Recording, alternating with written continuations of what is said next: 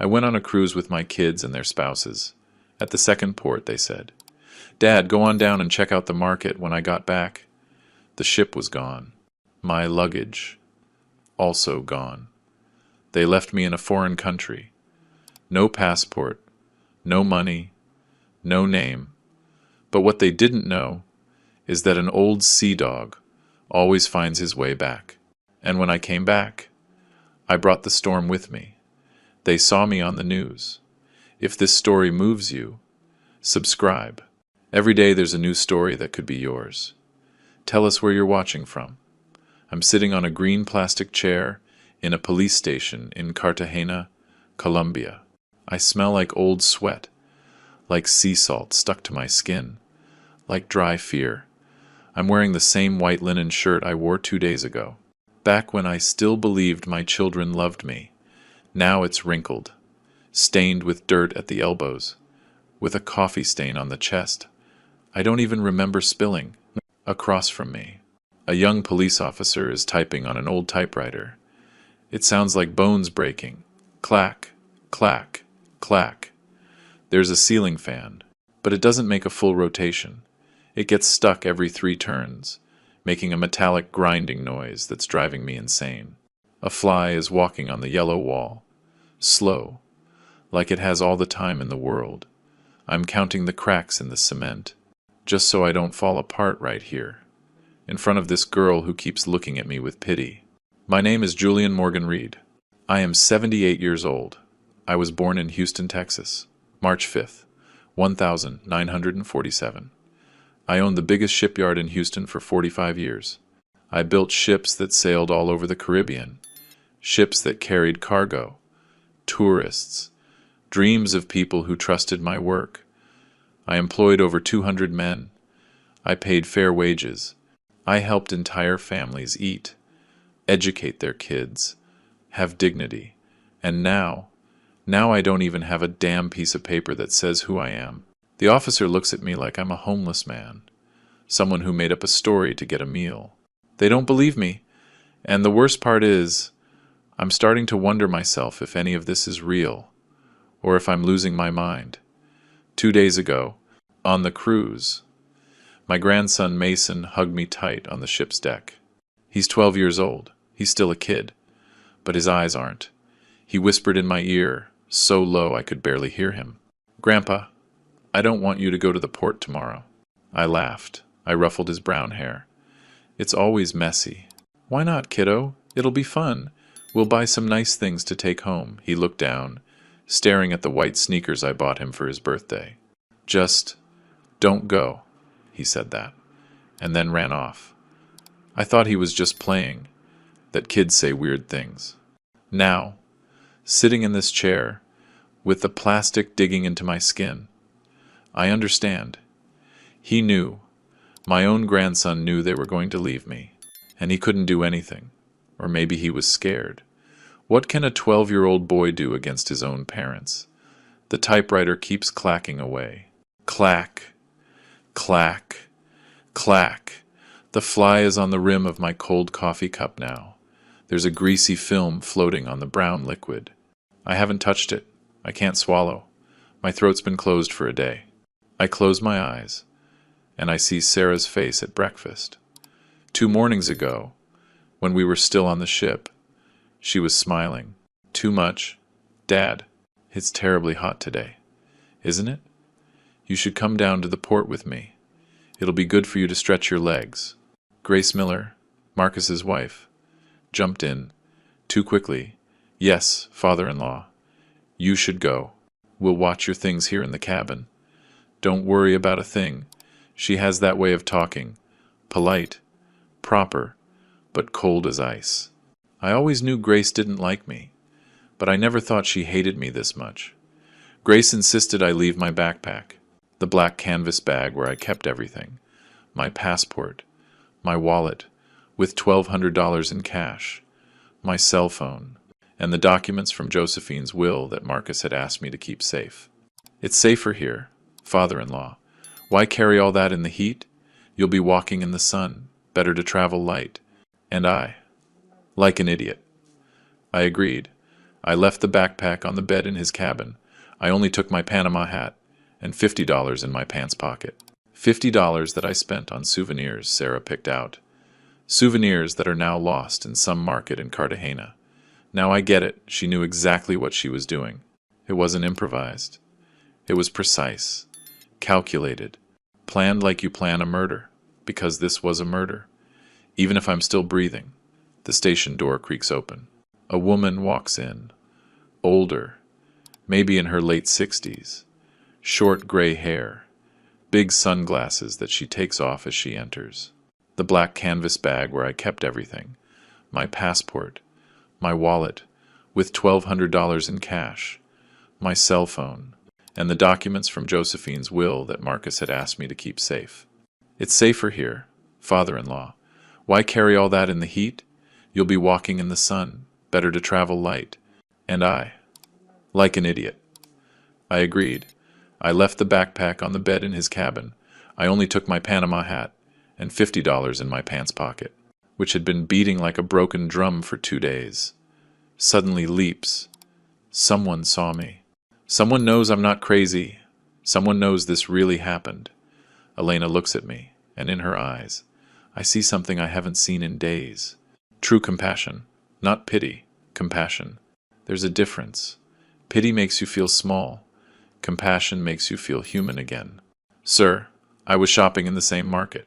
I saw when your daughter went to the bathroom and didn't come back. I saw when you started looking for her, asking everyone. I saw when you ran towards the port. She takes out her cell phone, Paran, an iPhone with a pink case, and shows something to the officer. I can't see the screen from here, but I see the officer's face change. Her eyebrows knit together, her mouth tightens. This is serious, the officer says. Elena nods. Very serious. This man was intentionally abandoned by his own family, and someone has to do something about it. The officer looks at me differently now, not with pity for a vagrant, but with respect for a victim. Mr. Reed, we are going to file a full report. We will contact the American Embassy. This is not going to be ignored. I nod, but I still can't speak. I have a lump in my throat the size of a fist.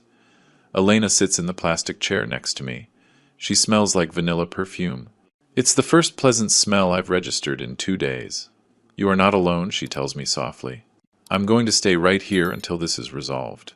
I want to thank her, but if I open my mouth, I know I'll cry. And I've already cried too much. 78 years old, and I've cried more in these 2 days than in my entire life. So I just nod and watch the fly, which is now on the edge of the window. The officer asks, Mr. Reed, do you have any way to contact your family? And that's when reality hits me again, like a cold wave. I don't have their numbers memorized. I always called from my cell phone, and my cell phone is on the ship. Elena steps in. Officer, can we search for the cruise line's name online? Maybe there's a way to contact the company. The officer nods and starts searching on an old computer. It takes forever to load each page. I look at the clock on the wall. It's 3 in the afternoon. It's been 48 hours since I got off that ship. 48 hours that I know nothing about my children. 48 hours that they know perfectly well where I am.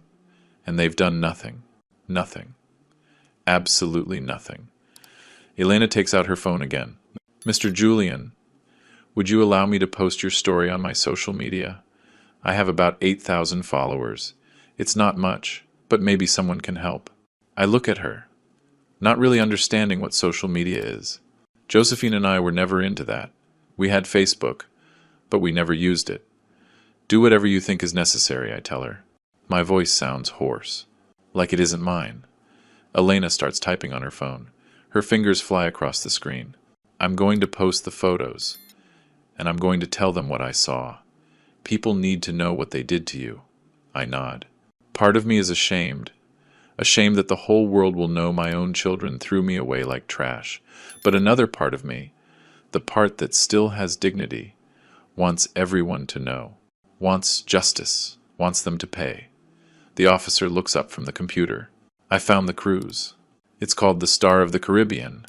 It left Cartagena 48 hours ago. It's stopping in Panama, And then it returns to Houston in 5 days. 5 days. 5 more days of this nightmare. 5 days where they'll be eating, drinking, dancing on that damn ship. While I'm here, in this plastic chair, with nothing, the officer continues. I am sending an official communique to the ship's captain. They are obligated to respond. Elena touches my arm gently. It's going to be okay. I promise you. And right then, at that moment, I understood that. Maybe, just maybe, I wasn't as alone as I thought. Maybe the sea had taken my children, but it had given me an angel with gray hair and a pink phone case. I close my eyes in this police station, and I see myself at 31, standing in front of that empty lot at the Houston port. It was 1978, the year Josephine and I got married. She wore a simple white dress.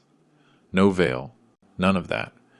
We got married at the courthouse, because we didn't have money for a big wedding. Her father, Mr. Emil Reed, owned a hardware store downtown. A serious man, big hands, few words. The day I asked for his blessing to marry his daughter, he just stared at me for what felt like an eternity. Then he said, "Julian, I don't have money to give my daughter, but I have this." He pulled out an envelope with $50,000. "They say you have a talent for building. Build something worthwhile. That will be your dowry." I promised my father-in-law right there, in his living room that smelled like fresh coffee. "Mr. Reed, this shipyard will be the pride of Houston." And it was. My God, it was. For 45 years, I hired 5 men at first. They were all like me, young, hungry to work, to get ahead. We started by repairing small fishing boats. Then came the bigger ships. After 3 years, we had 30 employees. After 10, 100. Josephine kept the books in a hardcover ledger. She'd sit in the tiny office we had, with a fan that barely turned, adding up numbers with a pencil, sharpening it every 30 minutes. "Honey, we're doing good," she'd always tell me. And I believed her, because Josephine never lied. Ever. Marcus was born in 1973, 5 years before I opened the shipyard. He was competitive from day one, always needing to be the best at everything. He got straight A's in school, but not because he loved learning. He just couldn't stand another kid being better than him. He played soccer, and he'd get furious if they lost. He'd blame his teammates. Never himself, Josephine would tell me. "Honey, you need to talk to him. He has to learn to lose with dignity." I'd talk to him, but Marcus would just nod and keep doing the same thing. When he turned 22, he graduated with a civil engineering degree. I was proud. I thought he'd work with me at the shipyard. But he said, "Dad, I don't want to fix old boats. I want to build modern buildings." He went to work for a construction firm in New York City. He came back. Less and less. Sarah was born 3 years after Marcus, my princess. That's what I always called her. My princess. She was the only girl. And yes, we spoiled her. Josephine would scold me. "Julian, you're spoiling her rotten." And she was right. I was. But she was so sweet when she was little. She'd hug me and say, "Daddy, when I grow up, I'm going to marry you." I'd laugh. "You can't do that, sweetheart. But you'll find someone who loves you as much as I do." Sarah grew up beautiful, smart, polite. She married an accountant at 24. A good man, or so I thought. They had 2 daughters, but they divorced after 8 years. Sarah came back home with her girls. Josephine and I took care of them for 2 years, until she met her second husband. She never paid me back the $40,000 I lent her for the divorce. But it didn't matter. She was my daughter, my princess. Ryan, the youngest, was born when I was 34. He was a difficult baby, cried a lot, slept little. Josephine was up with him every night. I worked late at the shipyard, and I'd get home when they were already asleep. Ryan grew up quiet, shy, always hiding behind his siblings. He got bullied in school. Fatty, they called him. Ryan wasn't fat. He was stocky, strong. But kids are cruel. He started eating more, as a defense. And yeah, he gained weight. At 16, he started drinking. We'd find bottles hidden in his room. Josephine would cry. What did we do wrong? I didn't know how to answer. Ryan never finished college. He worked at the shipyard with me for 5 years, but he was always late, always smelled like alcohol. I had to fire him. It was the hardest day of my life, firing my own son. He didn't speak to me for a year. In 1995, something happened. I never forgot. An explosion at the shipyard. A fuel tank wasn't sealed properly. 3 men were injured. One of them, Hector Ramirez, was near death. He was from Colombia. He'd come to the U.S. looking for work. He left his family in Cartagena, promising to send them money every month. Hector was 28, with a 5-year-old son. The explosion burned 40% of his body. The doctors said he wouldn't make it. I paid for everything. The private hospital, the surgeries, the skin grafts, the rehab. It cost me over $200,000. The shipyard's insurance didn't cover all of it. It didn't matter. Hector was my responsibility. Josephine sold her gold earrings, the only ones she had, to help pay. When Hector got out of the hospital, 5 months later, he hugged me, crying, Hector told me, his voice still rough from the smoke. Mr. Julian, you saved my life. My family will be eternally grateful. If you ever need anything, anything at all, my family will be there. I swear it on my life. I patted him on the shoulder. You don't have to swear anything, Hector. Just get well and keep working. And he did. Hector Ramirez worked at my shipyard for 20 more years, until he retired and went back to Colombia. We'd email sometimes. He'd send me pictures of his son, Michael, as he grew up. Then the emails became less frequent. Life goes on. Promises are forgotten. Or so I thought. I never imagined that promise, made by a burned man in a hospital bed, would be what saved me 30 years later. But I learned that later, much later. In 2020, I had a stroke. Well, that's what the doctor called it. A mild stroke, he said. I was in the shipyard office, looking over some blueprints, when suddenly I couldn't move my left arm. My mouth drooped. One of my workers saw me and called an ambulance. I spent 3 days in the hospital. Josephine never left my side. The doctors said I was lucky. It could have been worse. But they warned me, Mr. Julian, you have to cut back on the stress. You need to rest. You're 73 years old. Marcus came down from New York. He sat at the foot of my bed. Dad, it's time. Let go of the shipyard. You've done enough. Rest. I didn't want to. The shipyard was my life. But Josephine took my hand and said softly, Honey, I want you to rest, too. I want us to be together, without all this worry. And I gave in. For her, I gave in. I sold the shipyard in 2020. I got a good price, $3 million. It was a lot of money. Josephine and I were going to travel, see the places we'd always dreamed of. But Josephine got sick. 6 months later, pancreatic cancer. The doctors said it was aggressive. 3 months they gave her. She lived for 8. She fought every single day. I was with her until the last second. She died in our bed, in the house where we lived for 42 years, holding my hand. Her last words were, Honey, take care of the will. Promise me you'll only open it when it's time. I didn't understand why she said that.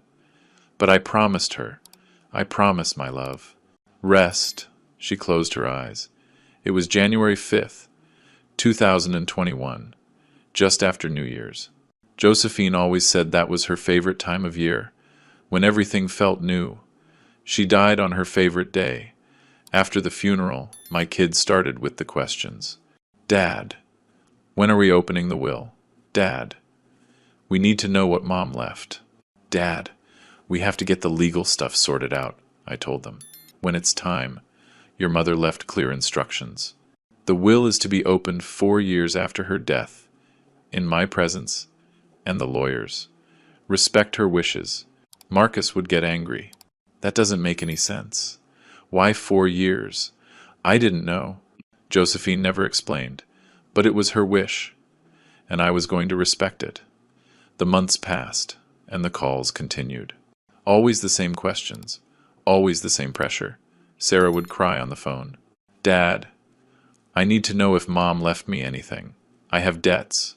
The girls need things. Ryan barely called, but when he did, he was drunk. That money is ours too. Old man, it's not just yours. Old man. He called me old man, like I was a burden. 6 months ago, I overheard a conversation by accident. It was at Marcus's house. He'd invited me over for dinner. I went to the bathroom, and on my way back, I heard them in the kitchen.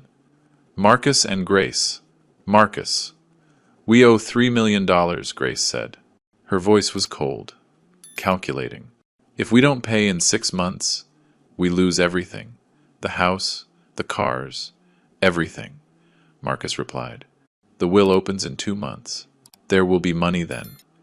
Grace said something that froze my blood. And what if something happens to the old man before then? Then we control everything. Silence. Then Marcus. Grace. Don't say things like that. But it didn't sound like a reprimand. It sounded like a doubt. I just stood there in the hallway, my heart pounding. I thought they were just words of frustration, words spoken in a moment of desperation. I didn't think they'd actually do it. But they did, my God, and they did. The day of the cruise, the sun was splitting the rocks in Houston. I got to the port with my old brown leather suitcase, the same one Josephine and I used when we went to Key West for our 20th anniversary. It feels like it's full of bricks. I packed clothes for 7 days, my blood pressure medication, the book I'm never going to finish, and the photo of Josephine I always carry in my wallet. I walk up the metal ramp. It clangs hollowly under my shoes. A young family is in front of me.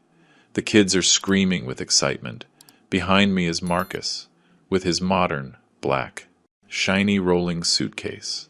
He doesn't offer to help me. He doesn't even look back to see if I need anything.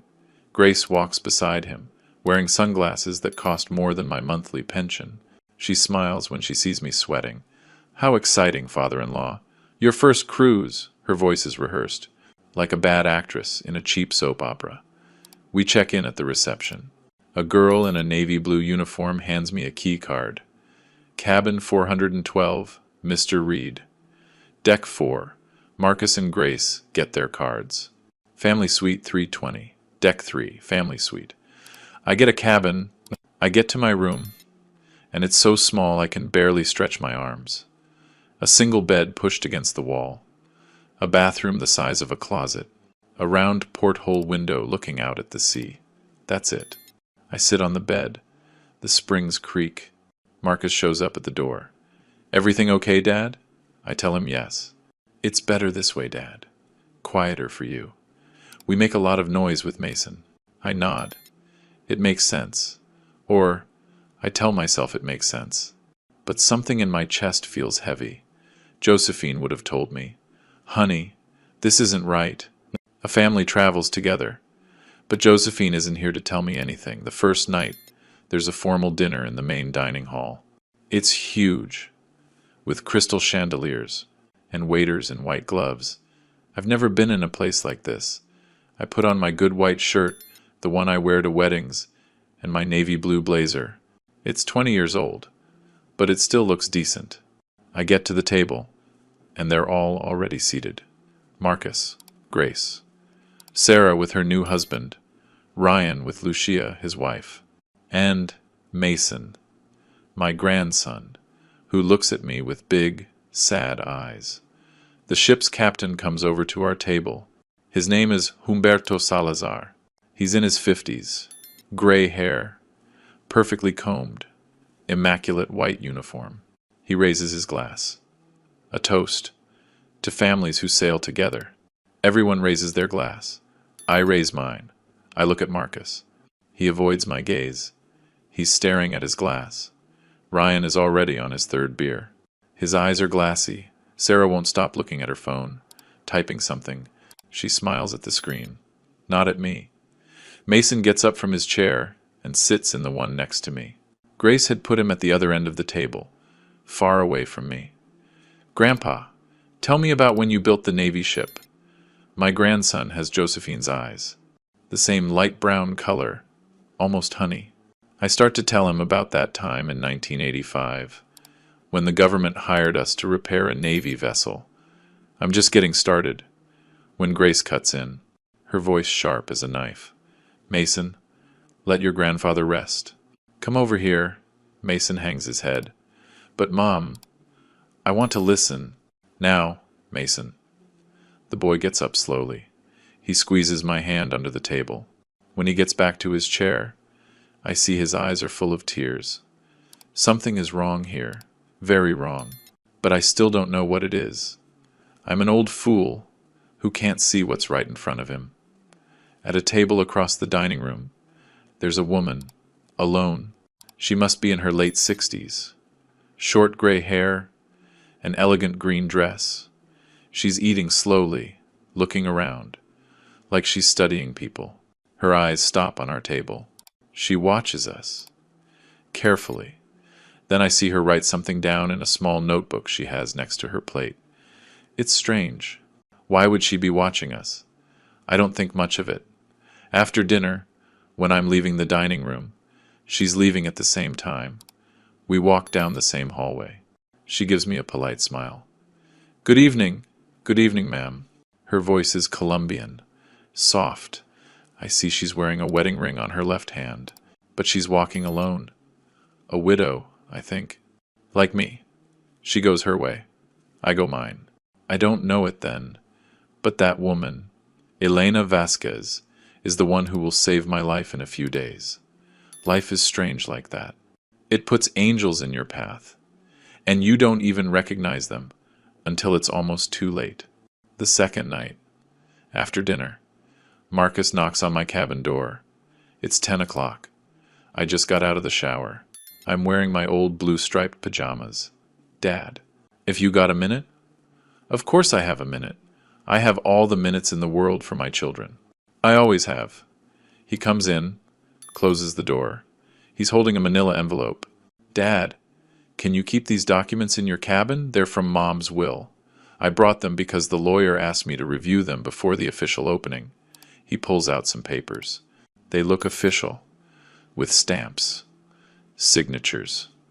It's safer with you, Dad. You're the most careful one of all of us. I feel honored. My son trusts me. I tell him yes. Sure. Put them wherever. Marcus opens the small closet. He puts the envelope inside my black backpack. Thanks, Dad. I knew I could count on you.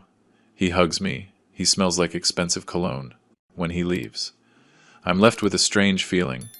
I don't know if it's happiness, because my son needs me, or unease, because something doesn't add up.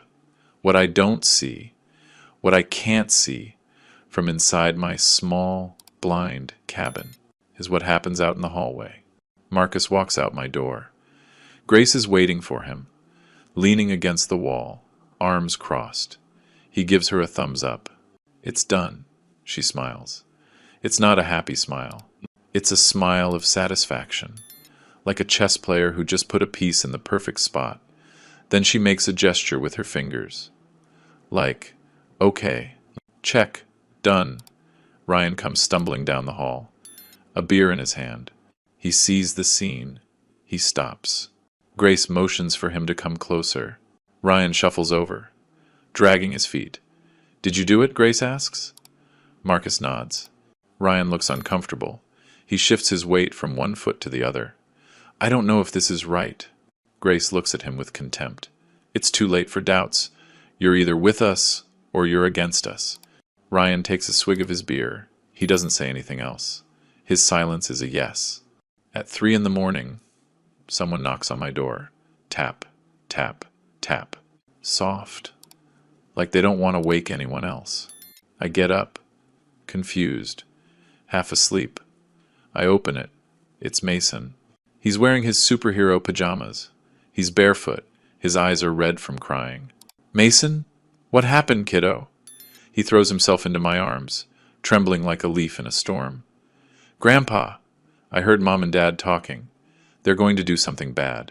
I don't know what, but I heard Mom say your name, and she said something about Cartagena, and Dad said they couldn't back out now. My heart starts to beat faster. What else did they say? I don't know, Grandpa. They scared me. Mom sounded. She sounded like when she's mad, but pretending she's not, and Dad just kept saying yes to everything. I stroke his hair. It's damp with sweat. The kid is terrified, but old fool that I am, I don't understand the gravity of what he's telling me. I think it's adult stuff. Money problems. Maybe their marriage. I sit Mason on my bed. I wipe his tears with the sleeve of my pajamas. It's okay, kiddo. It's just adult stuff. Sometimes parents have difficult conversations, but everything's going to be all right. He looks at me with those Josephine eyes, so much like hers it makes my chest ache. Promise, my grandpa. I promise. A lie. It's a lie. I don't know it yet, but it's a lie that will haunt me for the rest of my life. I give him a glass of water. I walk him back to his suite. I knock on the door. Grace opens it. She's wearing a red silk robe. She looks at me, annoyed. What happened? Mason had a nightmare. He came to my room. She yanks the boy inside. Mason, I told you not to bother your grandfather. He's no bother, Grace. That's what I'm here for. She closes the door in my face without a thank you. I can hear her scolding Mason inside. I go back to my cabin. I can't sleep for the rest of the night. Something is wrong, but I'm an old fool. An old fool who still believes that family is sacred. The second day dawns. The ship arrives in Cartagena at 8 in the morning. From my round porthole, I can see the port, the green mountains in the background, the clean blue sky. It's beautiful. I go down to the dining room for breakfast. Everyone is already there. Sarah is more dressed up than usual. She's wearing a white flowered dress, big sunglasses, even though we're inside. I sit down. I order coffee and toast. The air is tense, like before a storm. Sarah takes a sip of her orange juice, wipes her lips with a napkin. Dad, it's really hot in Cartagena today, isn't it? They say it's going to be like 93 degrees. I nod. Yes, it's hot. She smiles. Too much. You should come down to the artisan market with me. Come with me. It'll be good for you to stretch your legs. I want to buy some nice things for Mom. For Mom, she said. For Mom. Josephine has been gone for 4 years, and Sarah says she wants to buy things for her. It's a low blow. She knows I can't deny her anything when she mentions her mother. My chest tightens when Sarah says, For Mom. That phrase disarms me. It leaves me defenseless. Josephine adored handmade crafts. The colors. The things made by hand. Whenever we traveled, we'd come back with bags full of embroidered tablecloths, clay figures, things we never needed, but that she loved to have. To remember we were here, she'd say. I look at Sarah. She's smiling. A sweet smile. My princess's smile. All right, honey. Let's go. Grace jumps in. Quickly. Perfect. We'll just rest on the ship. You go and have a good time, father-in-law. Marcus nods. Yeah, Dad. Enjoy yourself. You deserve it. Ryan says nothing. He stares at his plate. Mason looks at me with those sad eyes again. I stand up, leaving my coffee half finished. When she said, For Mom, something in my chest squeezed shut. A small voice inside me was screaming, Don't go. Don't go. Don't go. But I ignored it. I went anyway. For her. For my Josephine. That was my mistake. The mistake that almost cost me my life. It's 9:47 in the morning when Sarah and I get off the ship. I know, because I look at my watch. An old Casio with digital numbers. A gift from Josephine 15 years ago. It still works perfectly. The heat hits me in the face like a slap. 90 degrees, Sarah said. Feels hotter. The air smells like a strange mix. Fried fish from the market stalls, diesel from the ships, tropical fruits rotting on the corners, and that salty sea smell that gets into your skin and doesn't let go. I'm wearing my white linen shirt, the one that wrinkles as soon as you put it on, but it's cool. My Panama hat to protect me from the sun, jeans, and comfortable brown shoes. Sarah is wearing huge sunglasses that cover half her face, a white dress with pink flowers, high-heeled sandals that click on the pavement. We walk towards the artisan market. She's in front. I'm behind, trying to keep up. We get to the market at 9:52.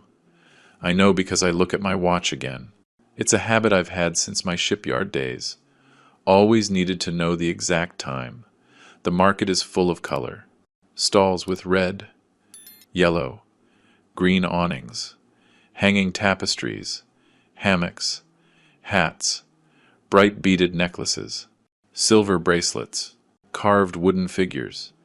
There's music coming from somewhere, something tropical with drums. Sarah stops at a stall with embroidered cloths. The woman running it is about 50. Dark skin, a big smile. Very beautiful, my love. For your mother, for your sister, for your mother-in-law. Sarah touches the fabrics, holds them up to the light. This one for Cousin Lucy. This one for Aunt Connie. I take out my wallet. $50 is all I have. I pay for the cloths. Sarah smiles. Thanks, Daddy. She gives me a kiss on the cheek. She smells like expensive perfume, like flowers that don't exist in nature. You're the best dad in the world. We walk to other stalls. Sarah buys necklaces, earrings, an embroidered blouse. I pay for it all. It's 10:15 in the morning.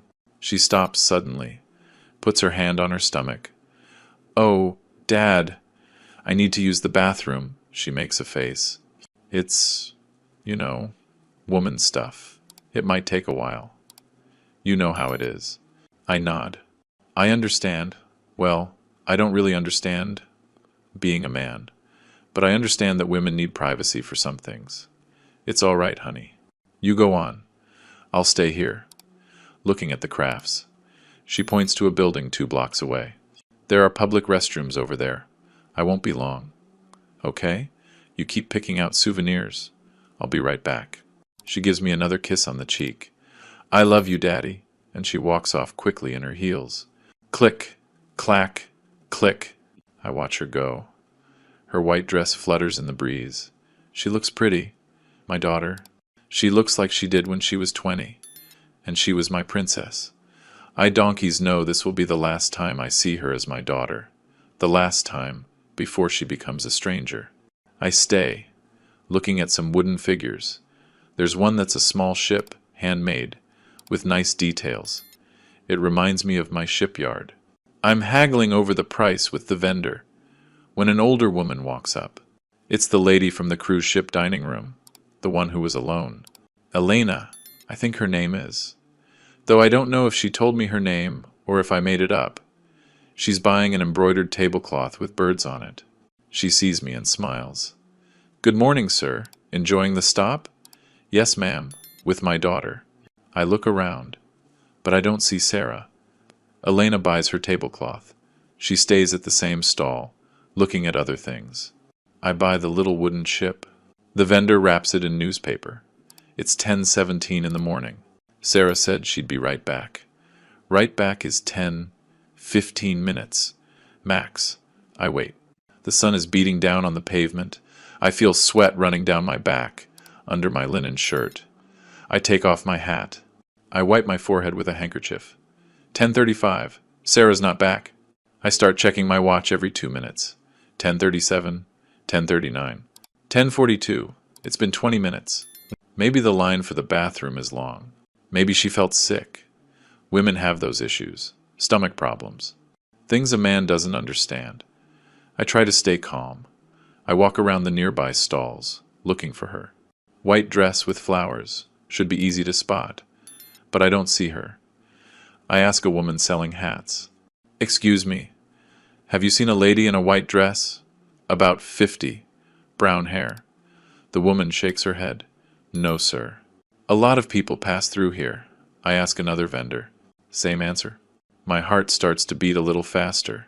It's not panic yet, just worry.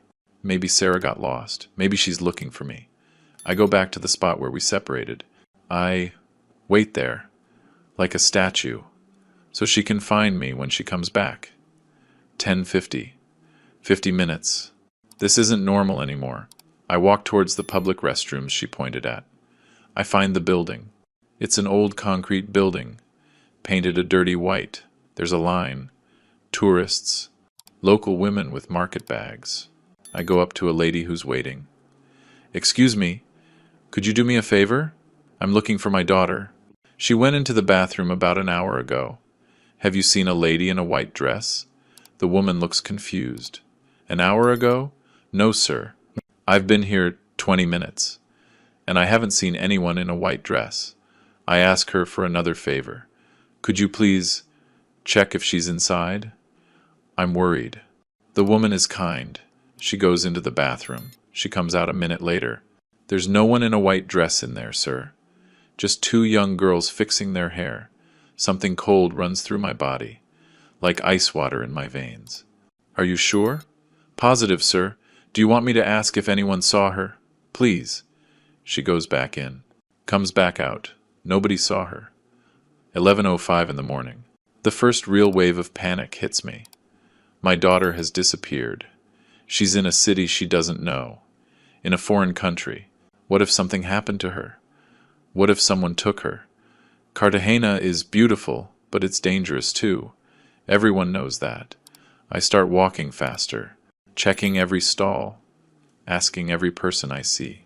Have you seen a lady in a white dress, brown hair, about 50, big sunglasses? No one has seen her. It's like she vanished into thin air. I go back to the bathroom area. I check the nearby streets. Nothing. My heart is pounding now, like a war drum. Boom, boom, boom. So loud I can feel the pulse in my temples. I start to sweat more, and not just from the heat. Cold sweat, the sweat of fear. I think, what if she's sick, lying somewhere? What if she fainted? I have to find her. I have to find my girl, my princess, my Sarah. 11:20. An hour and 5 minutes since she left. I take off my Panama hat. I use it to fan myself. It doesn't help. The heat is suffocating. My linen shirt is soaked, sticking to my back. I feel like I can't breathe right. My chest is tight. Is it my heart? Am I going to have another stroke? No, I can't. Not now. I have to find Sarah. I take a deep breath. Once, twice, 3 times. I force myself to calm down. Think logically. What if she went back to the ship? Of course. That must be it. Maybe she looked for me. I couldn't find me. I thought I had gone back to the ship. So she went back too. That makes sense. Perfect sense. I feel better. The panic subsides. A little. The ship. I have to get to the ship. Sarah will be there, worried, looking for me. Maybe even mad that I wasn't where I was supposed to be. I start walking towards the port. The port is a 20-minute walk. I remember, because I saw the sign when we got off. Port, 1.5 kilometers, 20 minutes, if you walk at a normal pace. I don't walk at a normal pace anymore. I'm 78 years old, and my knees hurt. 11:45. I'm halfway to the port when she appears. Elena, the lady from the cruise. She sees me walking fast, almost running, sweating like I'd gone for a swim with my clothes on. Sir, are you looking for someone? I saw you with a woman in the market earlier. I stop. The relief of seeing a familiar face is so great, I almost cry. Yes, my daughter. She went to the bathroom an hour and a half ago. I can't find her. I think she went back to the ship. I'm heading there now. Elena looks at me, and something in her face changes. She gets serious. She pulls out her cell phone, looks at the time. Sir, are you a passenger on the Star of the Caribbean? Yes, yes, that's why I'm running. I'm sure Sarah is waiting for me there. Elena swallows hard. She puts a hand on my arm. Sir, her voice sounds strange. Scared. That ship, it sets sail in 15 minutes. The world stops. 15 minutes. 15 minutes? No, that can't be. I look at my watch. 11:47. The ship leaves at 12. They always leave at 12. They said so in yesterday's announcement. There are 13 minutes left. 13 minutes. And I'm 20 minutes away. No. No. No. No. Sir, we have to run. Now. Elena starts to run. I try to keep up. I run. I don't remember the last time I ran. 10 years. 15. My lungs are on fire. My knees protest with every step. My heart is beating so fast I think it's going to explode. People are staring at us. An old man and an old woman, running like crazy through the streets of Cartagena. Elena looks back. Come on, sir!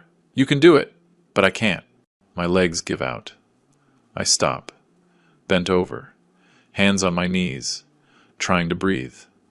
Elena runs back to me. No, I can't. I can't go on, I gasp. She wouldn't leave me here. My daughter.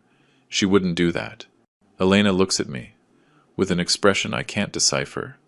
Pity, horror, understanding. Sir, we have to try. Come on. She grabs my arm. We walk fast as I can. We turn one corner, then another. The port is in sight. I see ships, lots of ships. Which one is ours, the Star of the Caribbean? It has to be there. We enter the port area.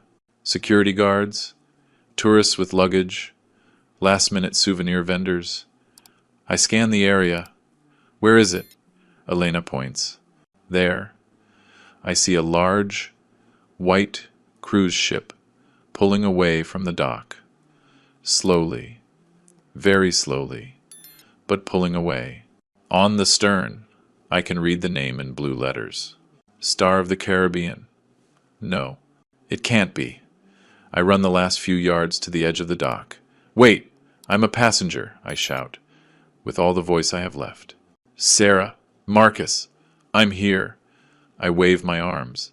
The ship keeps moving away, slow, unstoppable, like death, like being forgotten. 15 minutes. If we just had 15 more minutes, but we didn't. And my daughter. My daughter. She didn't leave me here. She wouldn't do that. It can't be. This has to be a mistake. A terrible, terrible mistake. If you're listening to my story, please tell me in the comments where you're watching from. Sometimes, knowing someone is out there, listening, makes me feel less alone in all this. It's 11:47 in the morning. Elena is pulling my arm. Sir, we have to run. Now. And we run. My God. We run. How long has it been since I've run like this? My knees protest, creaking like old wood. My lungs burn, like I've swallowed fire. Every breath is a knife in my chest. 78 years old. I'm 78 years old, and I'm running through the streets of Cartagena like the devil himself is chasing me. Maybe he is. Maybe the devil has my children's faces. People are staring. A young couple steps aside. A coconut vendor shouts, Careful, old man. I keep running. I can't stop. If I stop, I lose the ship. If I lose the ship, I lose my family. Although, I've already lost them. I just don't know it yet. Elena is running beside me. Come on, sir. Almost there. She's 62, but she's in better shape than I am. Her legs move easily. Her breathing is controlled. I'm stumbling, panting like an old dog. Sir, wait. I'm with you, she yells, when she sees me getting too far ahead. But I can't wait. There's no time. The clock hits 11:50. 10 minutes. 10 minutes left before the ship sails. 10 minutes, and we're 15 minutes away. The math doesn't add up, but math has never stopped a desperate father. I keep running. My Panama hat falls off. I don't stop to pick it up. Let it stay there. Whoever wants it can have it. I just need to get to the ship. 11:51. My foot catches on a loose paving stone. I fall to my knees, hands out to break the fall. My right palm scrapes against the rough cement. It stings. I see blood. Not much, but it's blood. Elena runs up. Sir, are you okay? I get up, my knees hurt, but they work. I'm fine. Let's go. We keep going. I'm limping now. My right knee protests every time I bend it. A tall, blonde, German tourist looks at me, concerned. He says something in his language. I don't understand. I push past him. A hat vendor yells, Grandpa, careful! You're going to kill yourself. It doesn't matter. I'd rather die running than be left here, alone, abandoned, like a dog on the side of the road. 11:53. I have to stop. I have to. My legs won't respond. I bend over, hands on my knees, trying to force air into lungs that don't want it. Everything hurts. Everything. Even my bones ache. My chest is tight. Is it a heart attack? Please, God. Not now. I can't. I can't do it. The words come out in gasps. Elena puts her hand on my back. Yes, you can, sir. Come on. We're almost there. Look. The port is right there. She points ahead. Sure enough. I see the cranes. The masts of the ships. We're close. Very close. I take 3 deep breaths. I force myself to stand up straight. My body is screaming no. But my heart, that stubborn old muscle that still loves its children, says yes. We keep walking. Fast. I can't run anymore, but I walk as fast as I can. 11:58. We reach the port entrance. There's a gate. A security guard in a blue uniform. Passes? He asks. Bored. I'm a passenger. The ship is leaving. Elena shows him her pass. The guard checks it. You can go, ma'am. And you, sir? I check my pockets. The cabin key card. Where is it? Right pants pocket. No. Left. No. Shirt pocket. Not there either. I left it on the ship. It's in my backpack. The guard shakes his head. No pass. No entry. Elena steps in. He's a passenger on the Star of the Caribbean. It's leaving right now. The guard looks at his watch. Ma'am, that ship sails at 12. It's 2 minutes to 12. Boarding is closed. But he's right here. No pass. No entry. Elena looks at me. She makes a decision. Come on. She pulls me. We slip past the side, through an opening in the fence. 12:01. We're running down the pier. There are several ships docked. Which one is ours? They all look the same. White. Huge. Like floating buildings. Which one is it? Elena asks. I scan the ships. The Star of the Caribbean. Where's the name? There, on the stern of one, further down. Blue letters. Star of the Caribbean. There. That's it. But something is wrong. The ship isn't at the dock. There's water between us and the ship. 10 feet. 20 feet. The ship is pulling away. Slowly, but pulling away. We run towards it. My lungs can't take any more. But I run. We get to the edge of the pier, just as the ship is 30 feet out. A port worker is coiling up the ropes. Sir, I'm a passenger. Boarding is closed, sir. I'm sorry. 12:03. I stand at the edge of the pier. The ship moves away. Slowly. Like in slow motion. Like a nightmare. I can see the deck. There are people up there. Tourists. Waving goodbye to the port. Is Sarah up there? Is Marcus? I raise my arms. Faintly. I yell. With all the voice I have left. Sarah! Marcus! I'm here! You missed me! Come back! My voice breaks on the last word. I yell again. Ryan! I'm here. It's me. Your dad. I keep waving my arms. Maybe they'll see me. Maybe the captain can turn back. Ships can turn back. Right? It's just a matter of telling them. Elena is next to me. She's yelling too. Waving her arms. But the ship keeps moving away. 50 feet. 100 feet. 200 feet. On the deck of the ship, someone sees me. It's a child. Messy brown hair. Mason. My grandson is leaning over the railing on deck 5. He sees me, I know he sees me, because he raises his hand. He's crying. I can see the tears shining on his face. Even from here, he raises his hand, like he's saying goodbye, or asking for forgiveness. Grace appears behind him. She puts her hands on his shoulders. She pulls him back. I see her say something to him.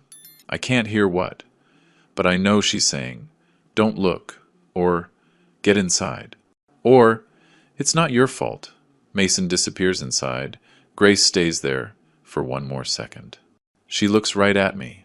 Our eyes meet across the 200 feet of salt water. She doesn't raise her hand. She doesn't make a gesture.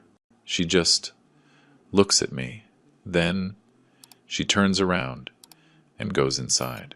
Just like that. Like it was nothing. Somewhere on that ship, on the bridge, Captain Humberto Salazar is standing at the controls. He has binoculars in his hand. He's looking at the pier, at me. He sees me. I know he sees me. I see his hand move towards the radio. His hand is shaking. It stops. Someone says something to him. It's a younger officer, pointing at a screen. The captain lowers his hand, puts the binoculars away.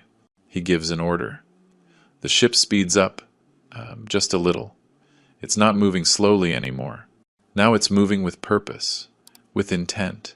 The captain saw me. The captain knows. But he does nothing. He doesn't give the order to turn back. He doesn't send a boat. He does nothing. Absolutely nothing. And I understand this wasn't a misunderstanding. This was a decision. My legs won't hold me anymore. I collapse. I fall to my knees on the hot concrete of the pier. Elena tries to catch me, but I'm too heavy. I fall anyway. My knees hit hard. I don't feel the pain. All I feel is a huge, empty hole in my chest. Like someone ripped my heart out with their bare hands. The ship is 300 feet away now. 500. It gets smaller. A white speck against the blue of the sea. It's gone, sir. It's gone. Elena kneels beside me. She holds me. She smells like vanilla perfume and sweat. She's crying. A stranger is crying for me. I can't cry yet. I'm in shock. It's like my brain can't process what just happened. My family. My family just left me in a foreign country with no documents, no money, no nothing. Then I remember my cell phone. I can call them. I can explain that I didn't make it to the ship. They'll understand. They'll talk to the captain. They'll fix this. I put my hand in my right pants pocket. Empty. Left pocket. Empty. Back pockets. Empty. I check for my wallet. It's not there either. But I had my wallet. I had the $50 left over. I check my shirt pocket. Nothing. Everything is in my backpack. In the cabin. On the ship that's sailing away. My passport. My money. My cell phone. My ID. Everything. All I have are the pants and the shirt I'm wearing, and the dried blood on my right hand, and an old woman on the ground, crying with me. And right there, with the taste of bile in my mouth, and my heart shattered into a million pieces, I understood. She just looks at me. Then she turns around and goes inside. Just like that. Like it was nothing. Somewhere on that ship, on the bridge, Captain Humberto Salazar is standing at the controls. He has binoculars in his hand. He's looking at the pier, at me. He sees me. I know he sees me. I see his hand move towards the radio. His hand is shaking. It stops. Someone says something to him. It's a younger officer, pointing at a screen. The captain lowers his hand. This wasn't a mistake. It was a plan. And I was the idiot who walked right into it, like a lamb to the slaughter. 12:15 in the afternoon. I'm sitting in a Port Authority office that smells like old paper and burnt coffee. I'm shaking. I don't know if it's from shock or if I'm cold. Despite the heat, a heavy man with a mustache and a short-sleeved shirt looks at me from behind a desk piled high with folders. He has a tired face, a world-weary face. He types on his old computer. The keys clack loudly. Clack, clack, clack. just like in the police station, 2 days ago. Or was it 2 hours ago? I don't know. Time doesn't mean anything anymore. Reed, Morgan. He types, pauses. He furrows his brow. Types some more. Doesn't show up, sir. My heart skips a beat. What do you mean, doesn't show up? There's no Julian Morgan Reed registered as a passenger on the Star of the Caribbean. I shake my head. That's impossible. Like he's seen too many weird things. All right, sir. Tell me what happened. My voice comes out raspy. I'm Julian Morgan Reed, passenger on the Star of the Caribbean, cabin 412. I went ashore with my daughter. She went to the bathroom and never came back. When I got to the pier, the ship had already sailed. I need you to contact them. My family is on board. They have my things, my documents. The man looks bored. He's heard 1,000 stories from clueless tourists. Marcus Reed is traveling with his wife, Grace Reed, and his son, Mason Reed. 3 passengers, no one else. The words hit me like stones. 3 passengers. I'm the 4th. Or, I should be. That can't be right. I was traveling with them. We ate meals together. I slept 2 nights on that ship. The bureaucrat looks at me with an expression that says he's heard this all before. Sir, maybe you were in a different cabin. Did you check your key card? Silence. A heavy silence that crushes my chest. What about me? My voice sounds small, like a lost child's. Where am I in the system? The man checks the screen again. He scrolls. Up, down. You are not registered, sir. I'm sorry. Not registered. The words echo in my head. I'm not registered. As if I never existed. As if the 2 nights I spent in that tiny, damn cabin were a dream. As if the dinners with my children were all in my head. Elena puts her hand on top of mine on the desk. That can't be. There has to be a system error. These old computers, they fail sometimes. The bureaucrat looks offended. The computer is working perfectly, ma'am, Elena insists. I saw him.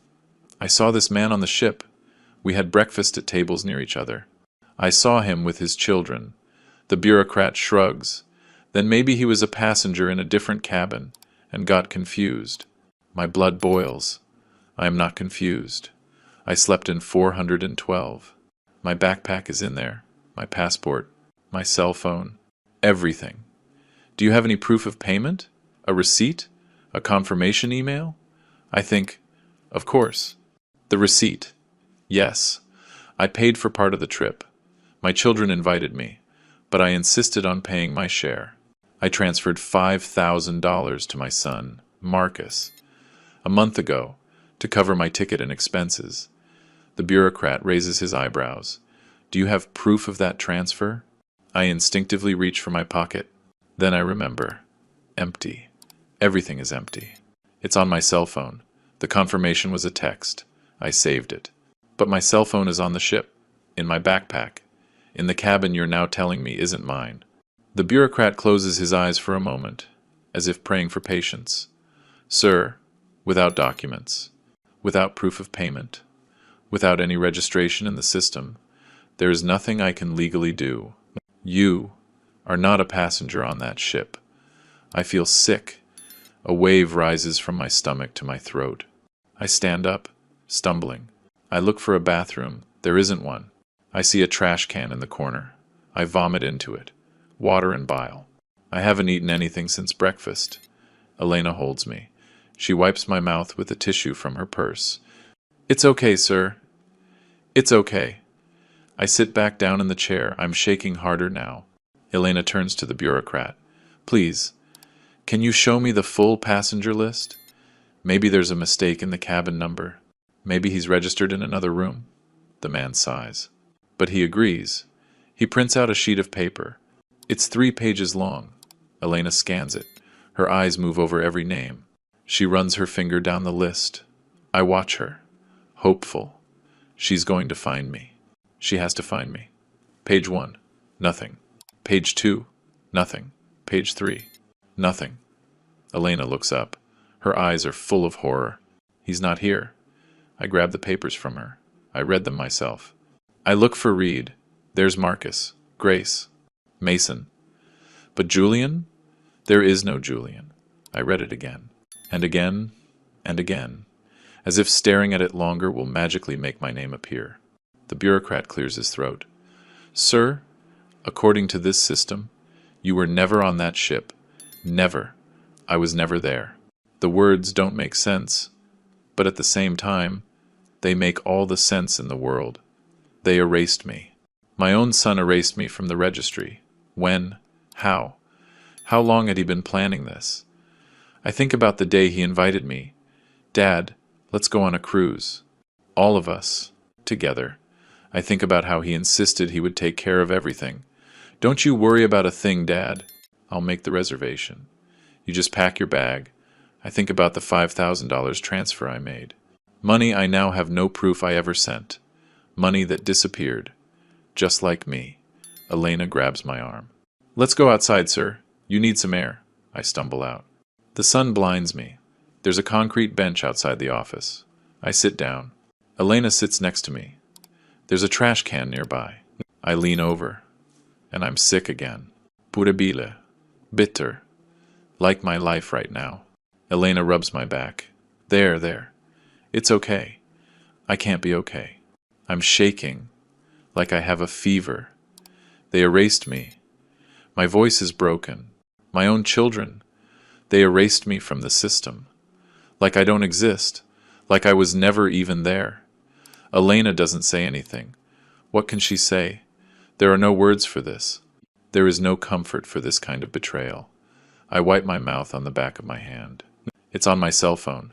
The confirmation was a text. I saved it. But my cell phone is on the ship. In my backpack. In the cabin you're now telling me isn't mine. The bureaucrat closes his eyes for a moment, as if praying for patience. Sir, without documents, without proof of payment, without any registration in the system, there is nothing I can legally do. You are not a passenger on that ship. I feel sick. A wave rises from my stomach to my throat. I stand up, stumbling. The blue water. It looks so calm from here. The ship is gone. I can't see it anymore. It took my family. It took my identity. It took the last 4 years of my life, waiting for that will to be opened, so we could all be together again. For this? So they could abandon me in a foreign port? Elena finishes taking pictures. She sits down again. Mr. Julian, we're going to fix this. We're going to the American consulate. They can help you. They can get you temporary documents. They can contact your family. I nod. Weakly. But I know the truth. And right there, with the taste of bile in my mouth, and my heart shattered into pieces, I understood. This wasn't a mistake. It was a plan. A perfect plan. And I was the idiot who followed it, right to the end. I sit on that concrete bench. I don't know for how long. Could be an hour, could be 5 minutes. Time doesn't work the same way anymore. Elena is making calls.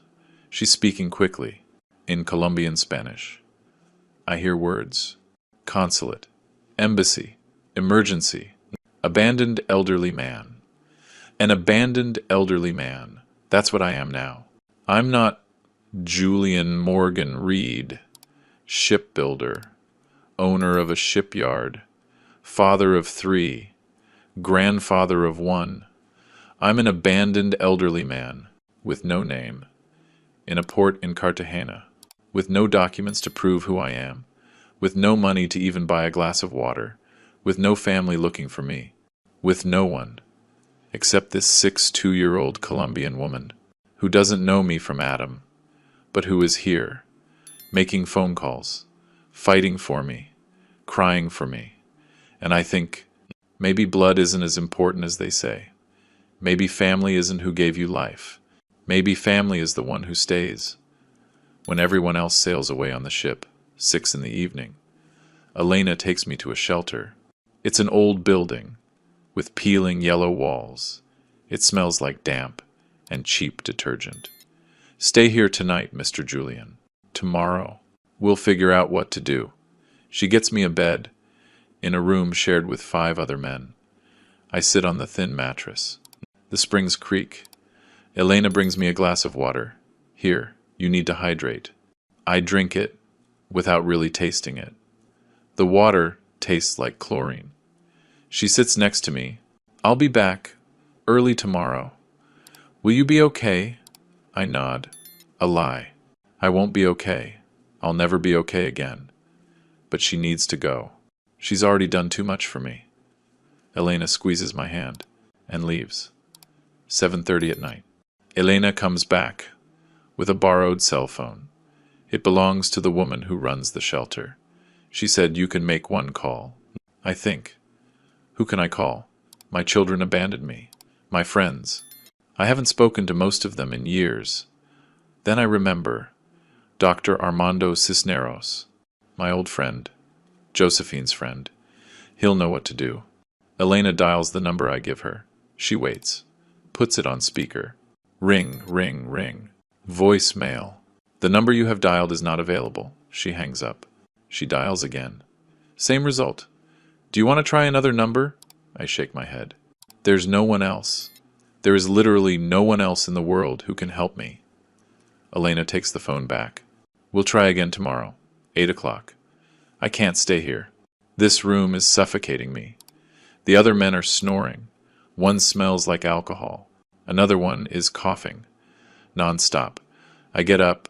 I go out to the street. The night air is cooler. I walk. With no destination.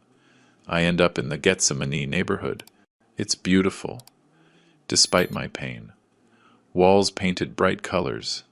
Yellow, orange, turquoise, Jean murals. Flowers in the windows. Music is pouring out of the bars. Salsa. Other music. Young people laughing, dancing. Couples holding hands. Families eating at tables outside the restaurants. Life. So much life. All around me. And me. Dead inside. Walking like a ghost. Among the living. 8:45. I sit on the steps of a locked church. I watch the people pass by. A young man with a professional camera is taking pictures of tourists. He's charging them about $20 a photo. He looks to be about 28. Long black hair, tied back in a ponytail. A few days stubble. He's wearing a black t-shirt and ripped jeans. He looks at me, goes back to his customer. But he looks at me again. He finishes with the tourist, puts his money away. He walks towards me, stops. About 10 feet away, he's staring at me. Mr. Julian? His voice is shaking. I look up. Do you know me? The young man gets closer. Are you? Julian Reed? From Houston? My heart beats faster. Yes, I am. Who are you? The young man kneels in front of me. His eyes are full of tears. I'm Michael Ramirez. My father worked at your shipyard. You saved his life. The world stops. Ramirez. Hector Ramirez. The man from the explosion. Hector? I whisper. Michael nods. Yes, sir. Hector Ramirez was my dad. He uses the past tense. Was. Michael wipes his eyes. He passed away 2 years ago. Cancer. But until his last day, he talked about you. He'd say, Michael, if you ever see Mr. Julian, you pay the debt. Our family owes him everything. I start to cry. I can't help it. Michael hugs me. Right there, on the steps of that church. I cry, in the arms of a stranger, who is the son of my dead friend. Michael sits next to me. He takes out his phone, shows me pictures. This is my dad. Do you remember him?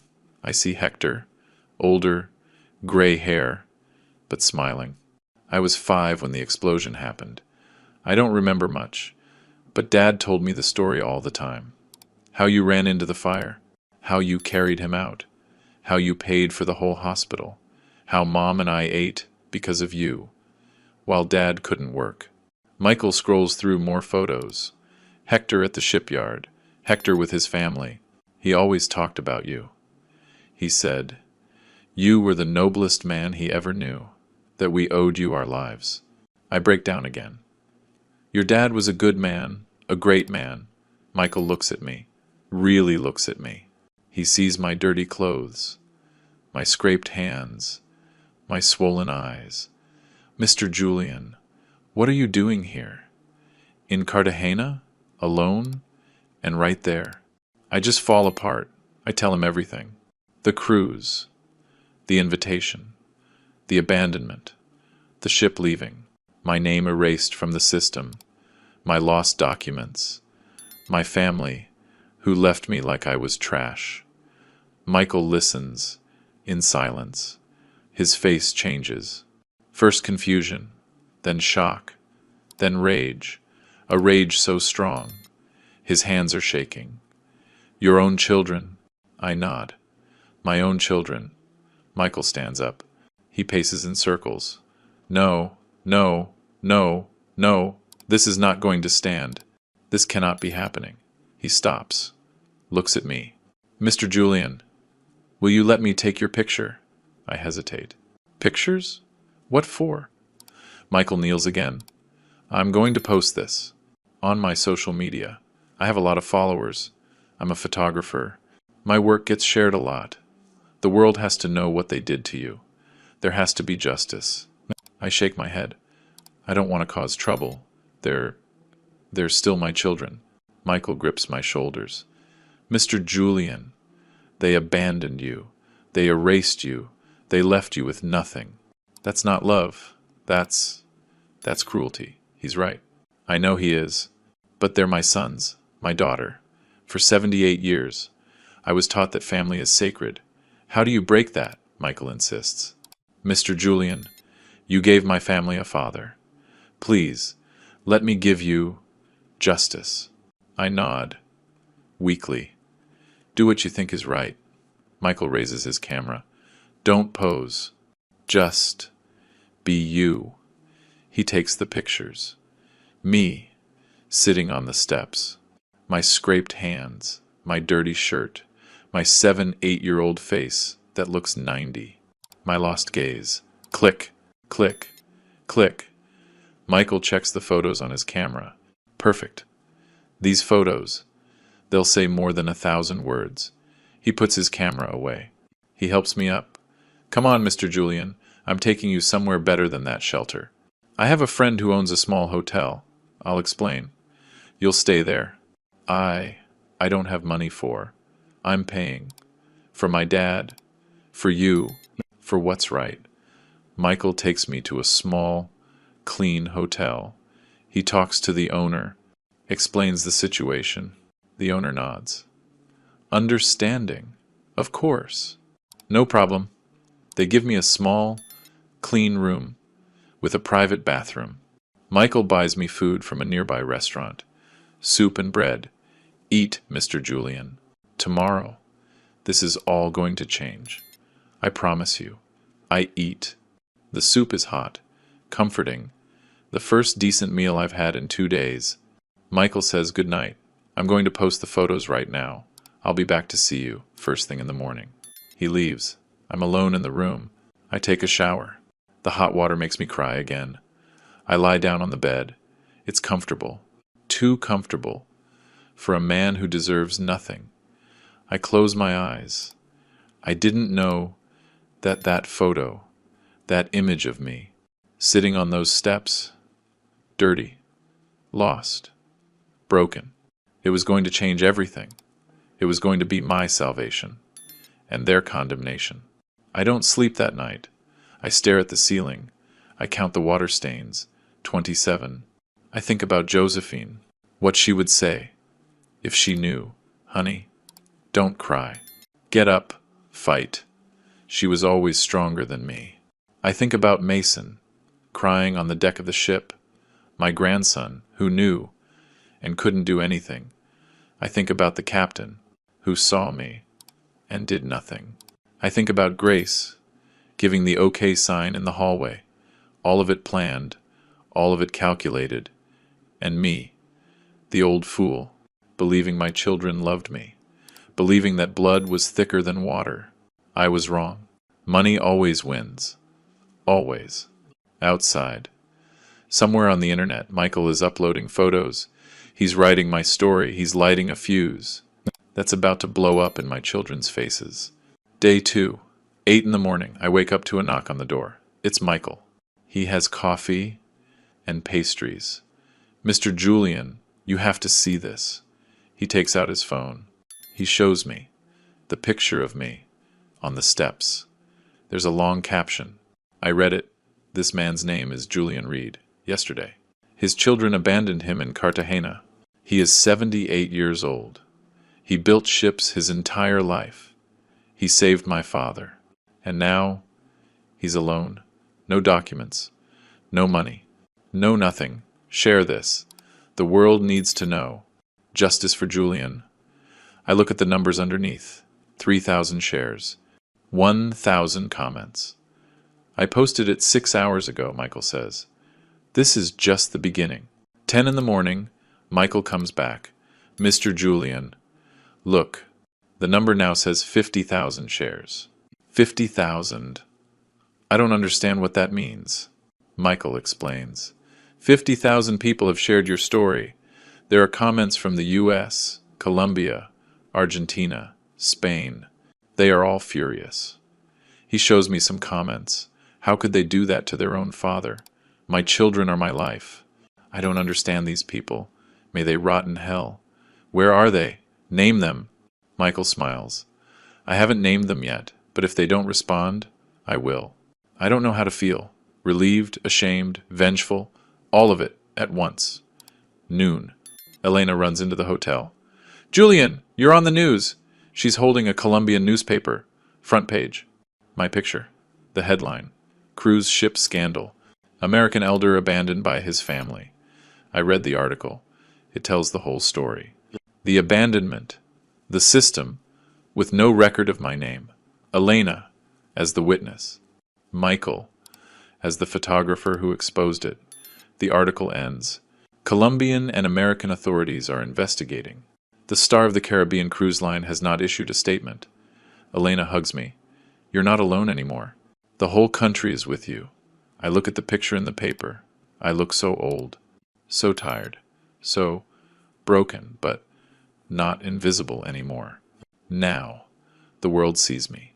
2 in the afternoon. A TV crew arrives at the hotel. A local news affiliate. They want to interview Elena. She agrees. They put makeup on her. Quickly. Set up lights. A camera. Can you tell us exactly what you saw? Elena takes a deep breath. I saw everything. I saw when the daughter, supposedly, went to the bathroom. I saw when Mr. Reed looked for her, desperate.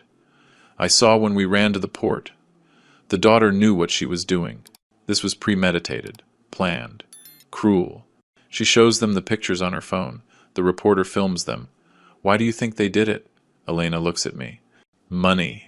It's always about money. The interview airs on the evening news. 5 million people see it. 3 in the afternoon. On the ship, Marcus is in his suite.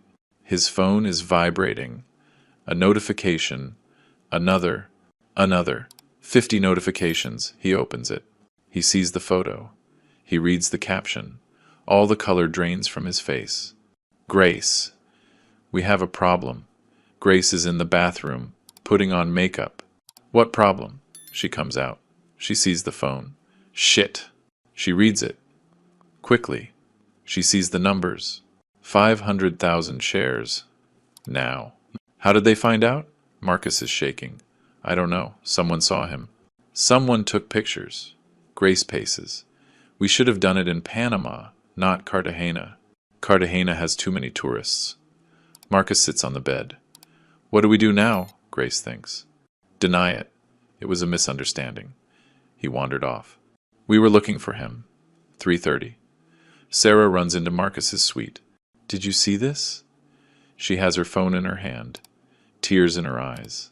Not tears of sadness. Tears of panic. This can't be happening.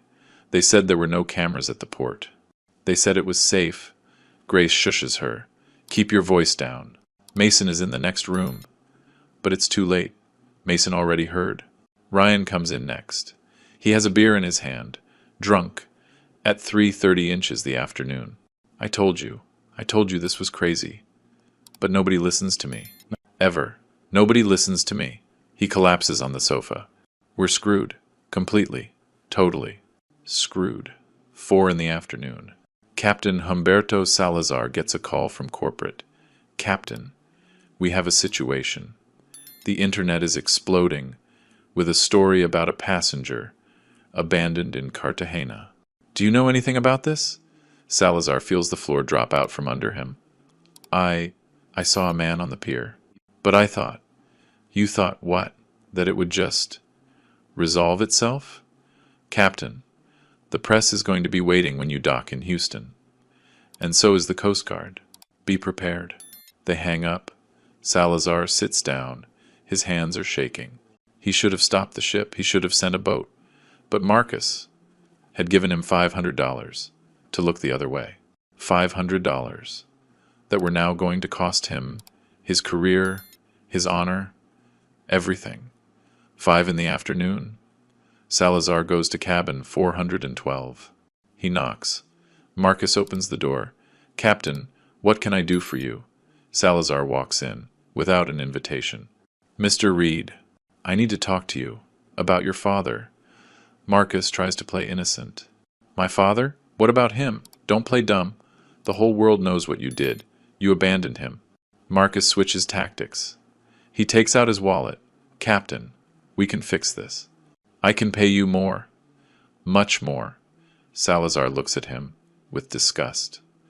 Not anymore. Put your money away. There's no fixing this. He storms out. In the hallway, he passes Mason. The boy's eyes are red. He's clutching his cell phone. $50 that I spent on souvenirs Sarah picked out. Souvenirs that are now lost in some market in Cartagena. Now I get it. She knew exactly what she was doing. It wasn't improvised.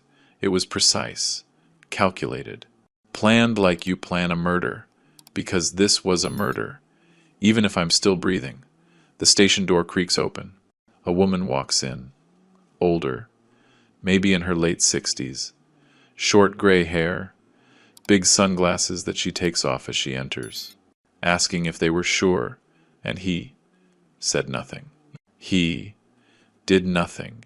He just gave that warning, that night. Don't go to the port. But it wasn't enough. It was never enough. Now his grandpa is alone in Colombia, and the whole world knows. His family abandoned him. Mason hugs the phone. I'm going to see you soon, Grandpa. I promise. Meanwhile, at the American consulate in Cartagena, a woman in uniform walks in. Lieutenant Monica Aguirre, Maritime Police. She's 46. Short black hair. A serious face. Where is Mr. Reed? The receptionist points. Monica walks over to me. She holds out her hand. Mr. Julian, I'm Lieutenant Monica Aguirre. I flew in from Bogota. We're going to get you back home to the U.S., and we're going to make sure your children answer for what they did. I stand up. Answer? Yes, sir. Elder abandonment, fraud. Possibly more. This is not going to be dropped. My voice shakes. But they're my children. Monica looks at me with eyes that understand. I know, sir, and I'm sorry. But the law is the law. I sit back down. Monica sits across from me. Mr. Julian, I lost my father 3 years ago. He was abandoned, too, in a nursing home. The family promised to visit. They never came. He died alone. So, when I saw your story, I had to come. I had to help. She has tears in her eyes. This tough woman, in a uniform, with a gun on her hip, has tears. You are not going to die alone. You are not going to be forgotten. You have my word. And right there, with this uniformed woman in front of me, a 8-year-old photographer fighting for me, a Colombian widow defending me, I understood something. My voice. The voice my children tried to drown in the sea. The voice they thought no one would ever hear was being heard by millions, by an entire continent. And that voice was going to bring justice, even if it broke my heart in the process. Day 4, Houston International Airport. It's 2 in the afternoon when I get off the plane. Lieutenant Monica Aguirre is on my right. On my left is a young lawyer who offered to represent me for free. His name is Richard Maldonado. He's 32. He says his grandfather was also abandoned by his family. That's why I'm doing this, Mr. Julian. For my grandfather, who's gone. We walk out into the terminal, and they're there. Dozens of reporters, TV cameras, flashes, blinking me, microphones, stretching towards me like snakes. Mr. Julian, over here, Mr. Julian. One question. Monica holds up her hand. A brief statement, nothing more. A reporter from a local station yells the loudest. Mr. Julian, how does it feel to be back home? I take a deep breath. I look at the cameras. I feel like my wife has been avenged. The words land like a bomb. The reporters are silent for 1 second. Then they explode with more questions. What do you mean by that? Did your wife know something?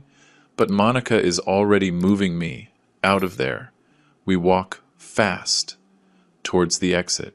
Outside, there are more people, not press, regular people, with signs, justice for Julian, elders deserve respect. We're with you, Mr. Julian. An older woman comes up, crying. My son abandoned me too. Mr. Julian, thank you for speaking, for all of us. She hugs me. She smells like soap and tears. I don't know what to say. I just pat her on the back. We get into an official SUV. Monica drives. We're going straight to the port. The ship docks at 4. I look at the clock. 2 hours. In 2 hours, I see my children. I don't know if I'm ready.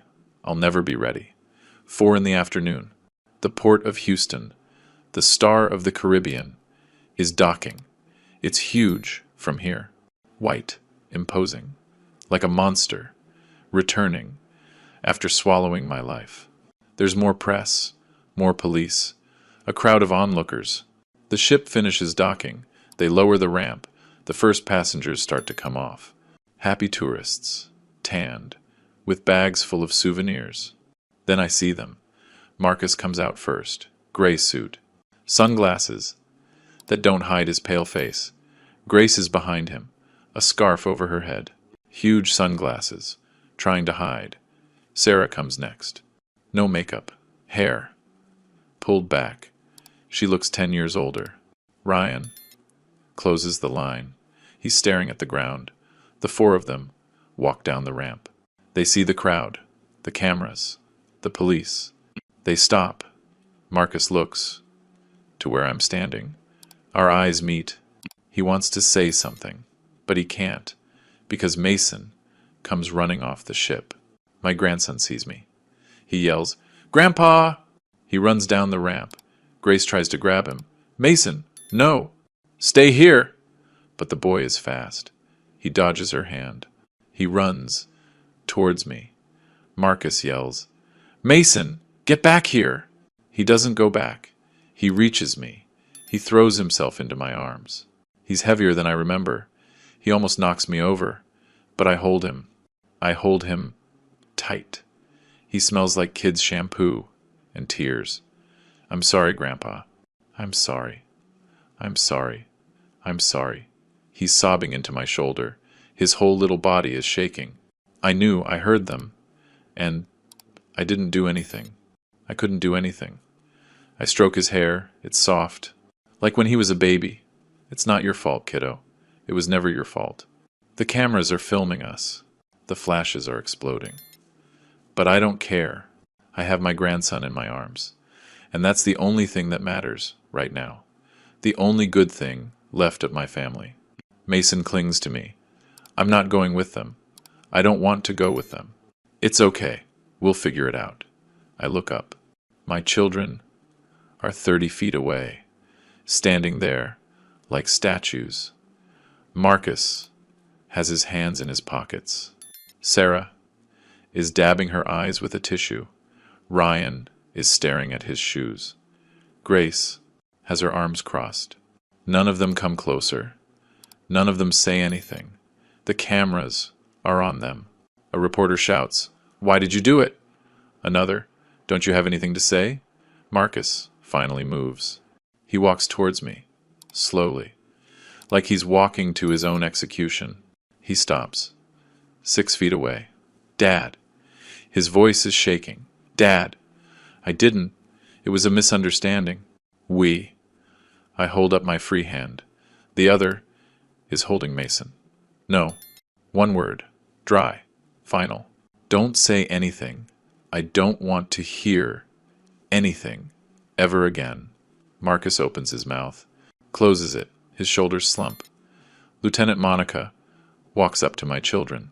"Mr. Reed, Mrs. Reed, Mr. Ryan Reed, you need to come with us to the station.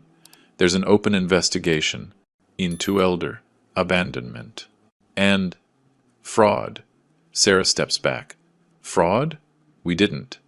Mr. Julian paid $5,000 for his ticket. You erased him from the system. That constitutes fraud." Monica takes out a pair of handcuffs.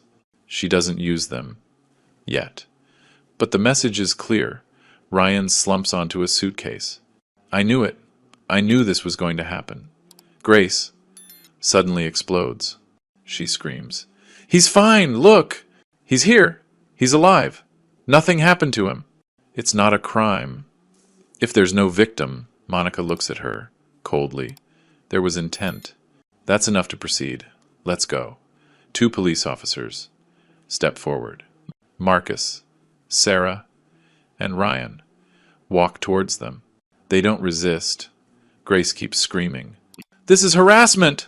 We're going to sue! We have rights!" An officer takes her by the arm. "Ma'am, calm down. No one is under arrest. Yet, you're just coming for questioning." They lead them to the patrol cars. Mason buries his face in my chest. He doesn't want to see. I don't want to see either. But I have to. I have to watch them. Take my children away. The babies I held. The kids I taught to ride a bike. The young adults I helped through college. They get into the patrol cars. The sirens are off. But the silence is louder than any siren. The crowd applauds. Some people yell, "Justice! Make them pay!" I don't applaud. I don't yell. I just hold Mason, and I feel my heart breaking in two, because they are still my children. Even after they destroyed me, they are still my children. Suddenly, a familiar voice. "Julian!" I turn. Dr. Armando Cisneros is walking towards me. He's 81, hair completely white, a cane in his hand, but his eyes are the same, the eyes of my oldest friend. "Armando!" I hug him with one arm. The other is still holding Mason. "I tried to call you from Colombia. You didn't answer. I know, I was in the hospital. Another knee surgery. But as soon as I got out and saw the news, I came right here." He reaches into his coat pocket. He pulls out a yellowed envelope, old, sealed, with red wax. "Julian, Josephine gave this to me 4 years ago, the day before she died. My heart stops. She told me, 'Armando, if something happens to Julian, if my children do what I think they're going to do, you give him this. Only if that happens.' I thought she was delirious from the medication, but I kept it, and now," he holds the envelope out to me, "now is the time." I take the envelope. My hand is shaking. The wax is unbroken. No one has opened this in 4 years. Mason looks up. "What is it, Grandpa?" "It's a letter from your grandmother." I break the seal. I pull out a folded sheet of paper, good stationery, with Josephine's monogram in the corner, her perfect cursive handwriting. I read it in silence first. The words hit me like waves. Then I read it out loud, so everyone can hear. The cameras push in closer. My love, if you are reading this, it's because our children did what I was afraid of. I know them better than you think. I know what they are capable of. I saw how they treated me in my last months. The impatience, the questions about the money, the looks. That's why I changed the will 2 weeks before I died. Everything goes to you. The house, the savings, the investments, everything. And if anything happens to you, if they succeed in hurting you, everything goes to charity. They get nothing, not $1. Forgive them, if you can, my love. I couldn't, but you were always a better person than me. I love you. I always loved you. Take care of Mason. He is the only one who is pure. Your Josephine. I finish reading. There's complete silence. Even the reporters are quiet. I look at the paper. Tears are falling on the ink, but they don't blur the words. Josephine knew, my wife knew, 4 years ago, that my children would try something like this. That's why the sealed will. That's why the 4-year wait. To protect me, to give them time, to show who they really were. And they did. My God, they did. I fold the letter carefully. I put it in my shirt pocket, close to my heart. Armando puts his hand on my shoulder. She loved you. To the end, Julian. And beyond. I nod. I can't speak. My throat is closed. Mason hugs me tighter. Grandma was really smart.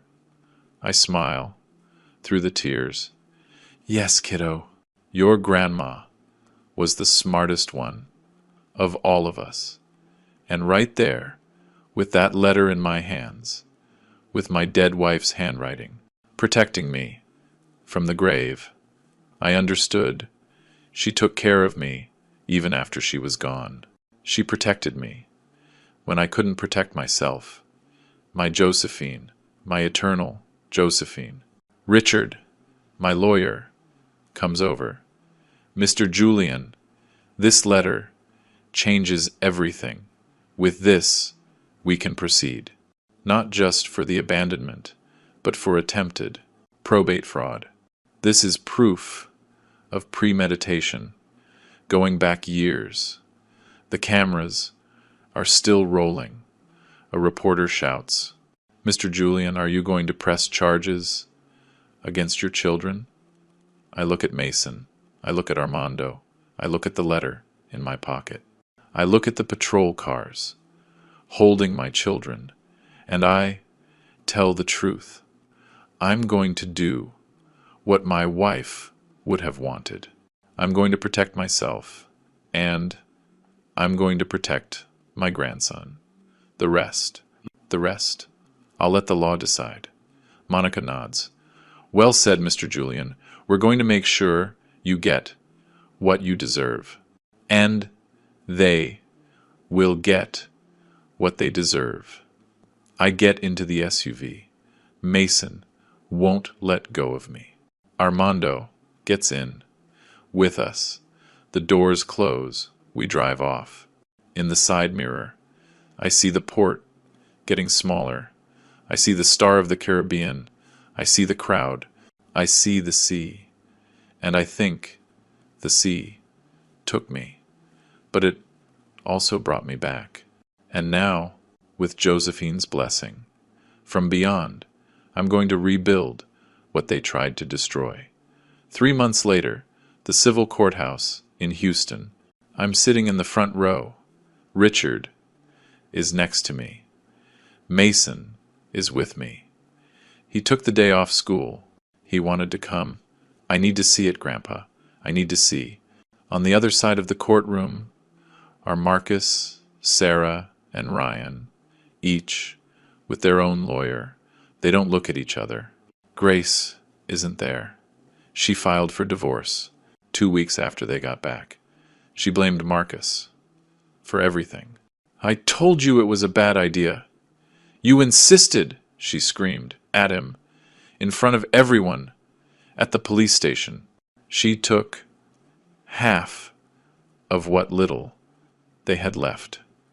Marcus looks 10 years older, thin, dark circles under his eyes. Sarah has her hair pulled back in a simple ponytail, no makeup, a black dress. She looks like she's at a funeral.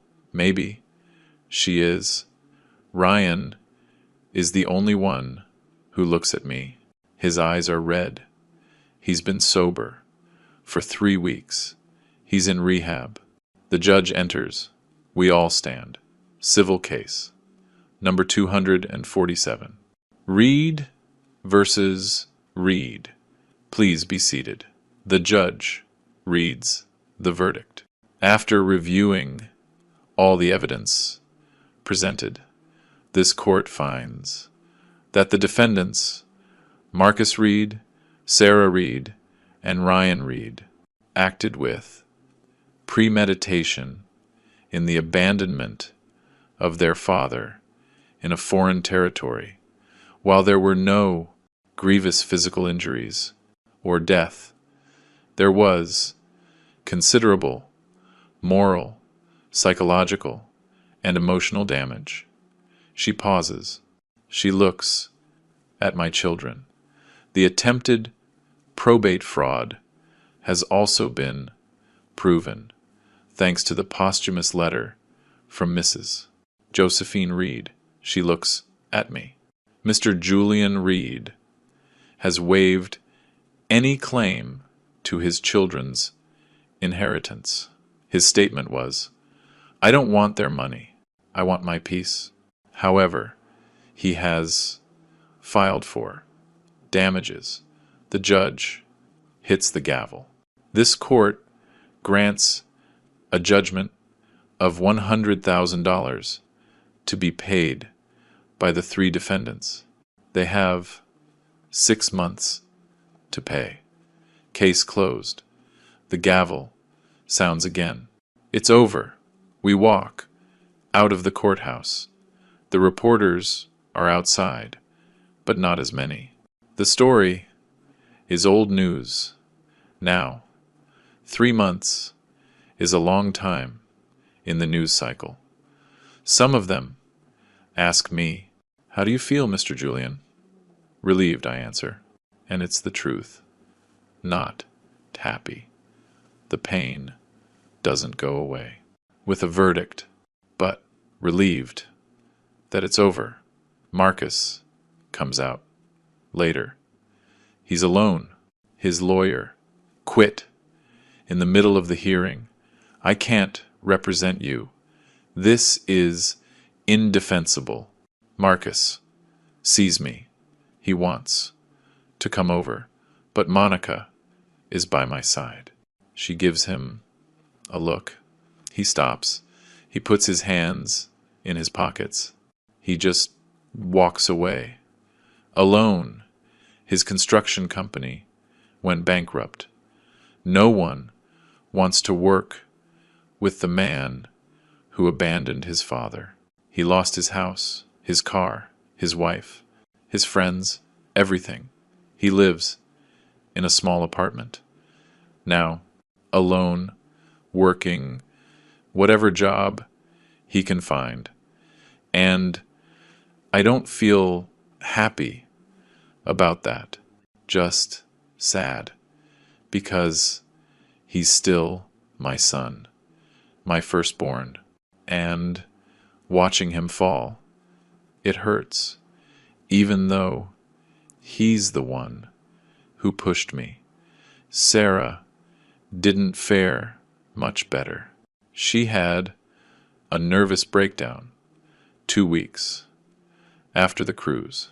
Social media destroyed her, the daughter who abandoned her father. Her picture was everywhere. They recognized her on the street, in the supermarket, at the gas station. They yelled things at her. Shame on you, bad daughter. She had to move to another city. She changed her name legally. Now she calls herself Anna Reed. She deleted all her social media. She doesn't leave her house. Her psychiatrist says she has severe depression and anxiety. Her two daughters don't speak to her anymore. We can't be associated with you, Mom. We're being bullied in school because of what you did. She's alone, completely alone, and sometimes I think about calling her, but I can't. Not yet. Maybe. Never. Because every time I close my eyes, I see her face when she left me in that market, and the pain comes back fresh like the first day. Ryan is different. A week after he got back, he came to find me. He knocked on my door. I was temporarily staying at Armando's house while I got my life sorted out. I opened the door. Ryan was on the doorstep, thin, shaking. Dad, can I come in? I let him in. He sat in the living room. He cried for 20 minutes. He didn't say anything, just cried. Then he spoke. Dad, I'm a coward. I've always been. I never had the guts to say no to Marcus, to Grace, to anyone. I drank so I wouldn't feel like a failure. And when they made the plan, I knew it was wrong. I knew it. But I did nothing. I didn't even warn you. I didn't even try. His voice broke. I'm a coward, and I'm sorry. I'm sorry. I wasn't the son you deserved. I looked at him. I saw the chubby kid who got bullied, the teenager who hid behind bottles, the broken man in front of me, and I said, Ryan, you can still change. It's late, but it's not too late. Ryan checked into rehab 3 days later. He's been sober for 3 months. He goes to therapy. He's working at a mechanic's shop. He doesn't make much, but he's proud of his work.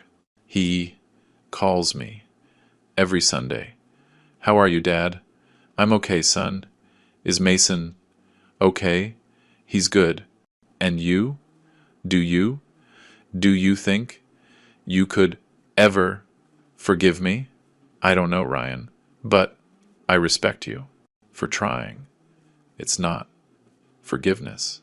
Not yet, but it's something. Mason lives with me. Now, legally, they have shared custody. 1 week with Marcus. 1 week with me. But after the first month, Mason told me, Grandpa, can I just stay with you always? I talked to Marcus. Your son needs you, but he needs stability, peace. Marcus, defeated, agreed, take him. I don't know how to be a father anymore. And so, Mason stayed with me. I feel safe. With you, Grandpa. Those words are worth more than all the money in the world. Captain Humberto Salazar paid his price.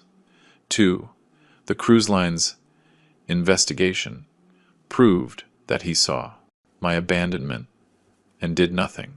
Worse, they found the $500 deposit Marcus had made, bribery, and gross negligence. They fired him. 30 years of his career gone. A month later, he showed up at my door.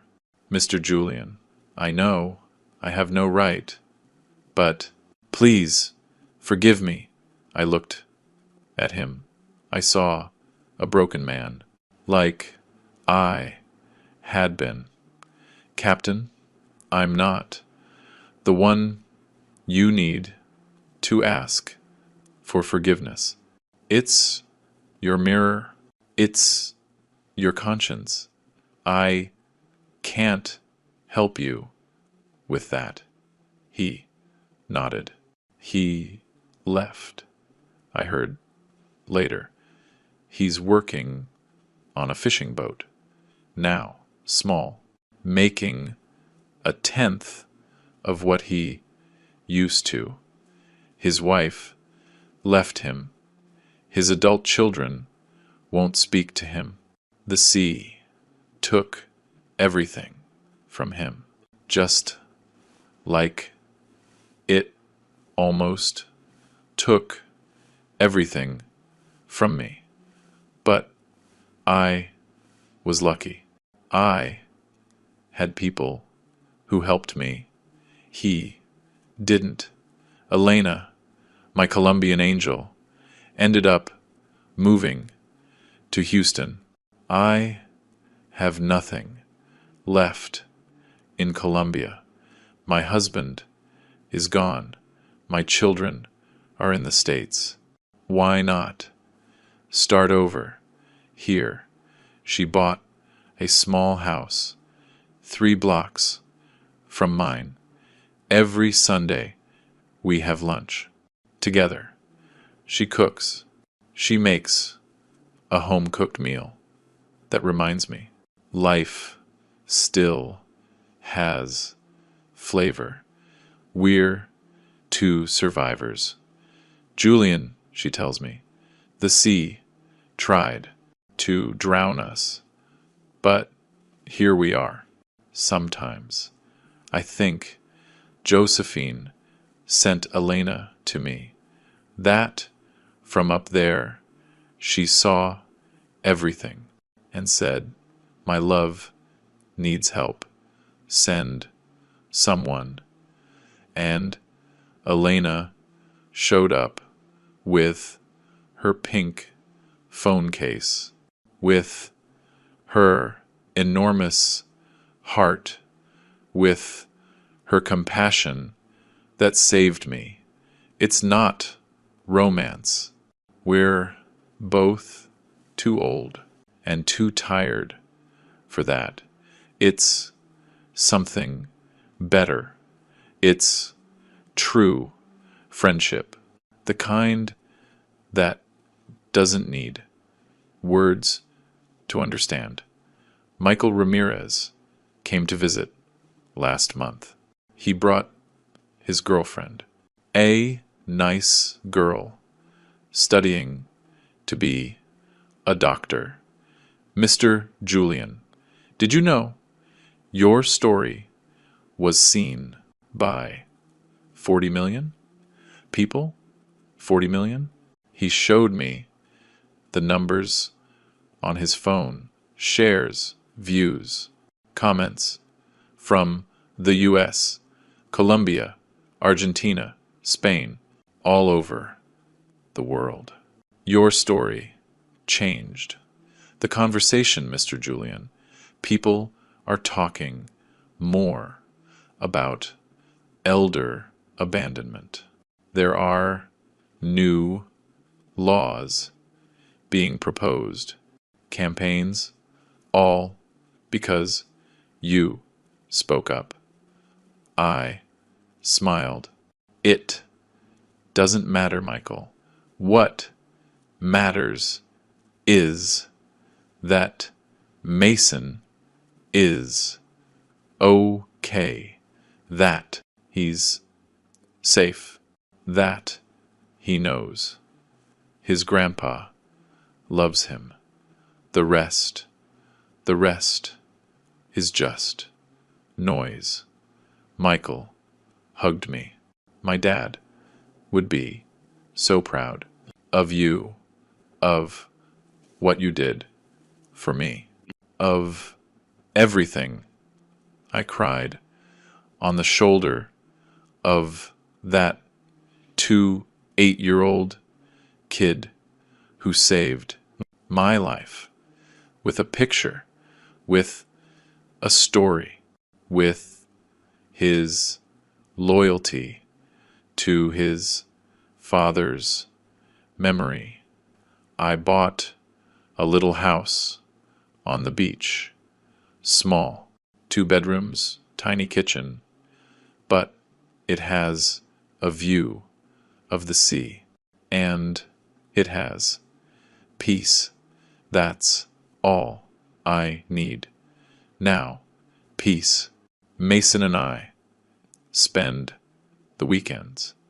There, I'm teaching him how to fish, just like I taught his uncles and his aunt when they were kids. I'm teaching him how to fix small engines, how to sand wood, how to weld. These are a man's skills, Mason. Skills no one can ever take from you. He learns fast. He has good hands, like mine when I was young. Sometimes he looks at me with those Josephine eyes and asks, "Grandpa, do you think Dad will ever change?" "I don't know, kiddo. That's up to him. And will you, forgive him?" I sigh. "Maybe, someday, when it hurts less." And it's the truth. Maybe, someday, but not today. Today, it still hurts too much. Today, I still see that ship sailing away every time I close my eyes. You know what I learned in all this, that the sea always gives back what is yours. Sometimes it takes days, sometimes months, sometimes years, but it always comes back. My children threw me in the water, thinking I would drown, thinking a 8-year-old man couldn't survive alone in a foreign country. But they forgot something important. They forgot who I am. I am Julian Morgan Reed. I built ships for 45 years. I sailed through storms. I saved lives. I built an empire from nothing. I am an old sea dog, and sea dogs, even when they're old, even when their knees are tired and their hearts are broken, they always know how to swim back to shore. They always find their way home. They always survive because we carry the sea in our blood, and the sea never abandons its own. Never. And you? Would you trust again after something like that? Or are there betrayals that kill something forever? How would you forgive the one who gave you life if that person left you for dead? If this story touched your heart, leave me a comment down below. Tell me, what would you do in my place? Like, share with someone who needs to hear this. Subscribe to the channel, William's Revenge Stories, because every day we tell a story that deserves to be heard. A life that deserves to be remembered. Thank you for staying with me until the end of this journey. Thank you for crying with me. End.com. Thank you for listening. I'll see you in the next story.